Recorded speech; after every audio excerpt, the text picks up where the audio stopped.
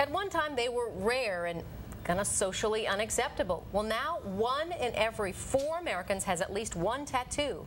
As CBS 19's Field Sutton shows us in tonight's special report, the popularity is creating sort of a black market for tattoo artists. They're called kitchen magicians or kitchen wizards. The name comes from people who give tattoos at house parties, often in the kitchen. They do what they do outside of the strict regulations placed on tattoo parlors, and for every legitimate tattoo artist, you can bet there are several more kitchen magicians waiting to do their thing. Yeah, that's it. When you start the sound on it, that's when they start getting nervous. Got my first tattoo on my 18th birthday. 11 years into a love for permanent art. About 2 hours on it so far. Charles Watts is on pins and needles. Over and over and over again. He's built up quite a collection, but the 4 feet that separate his new tiger from this represent a lesson from the school of hard knocks. If you look real close, you can see all the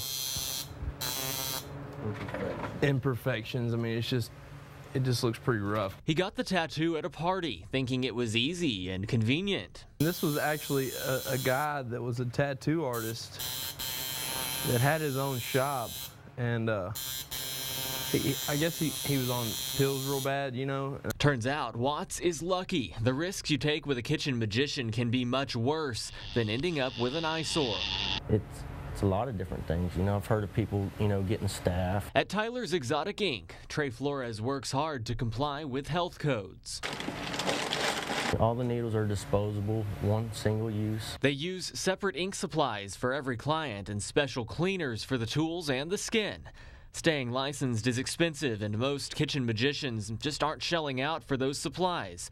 There are documented cases in East Texas of everything from bacterial skin infections to hepatitis and HIV transmission, all from unlicensed tattoo artists. If they're not using clean needles, if they're using the same ink for multiple people, you could get any type of an infection. Sylvia Radcliffe is an infection expert at Mother Frances Hospital. If you're getting your tattoo from a reputable, licensed professional, then your chances are minimal of anything happening to you. Excited to go to work. Of course, no matter where you get a tattoo, time and circumstances can definitely change your mind.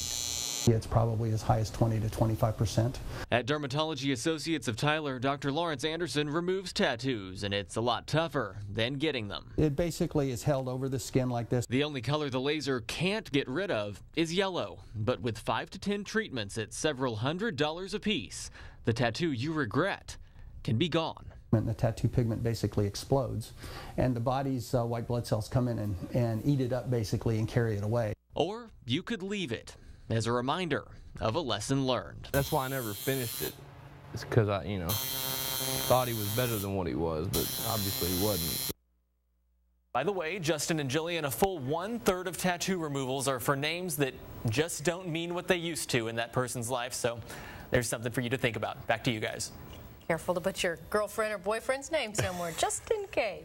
Boy, I can't believe the hepatitis and HIV. I know, that's kind of scary to think about. Really scary stuff. Now, if you get a tattoo, the artist should provide you with specific instructions for care as that tattoo heals. They should also put medication and a bandage on it before you leave.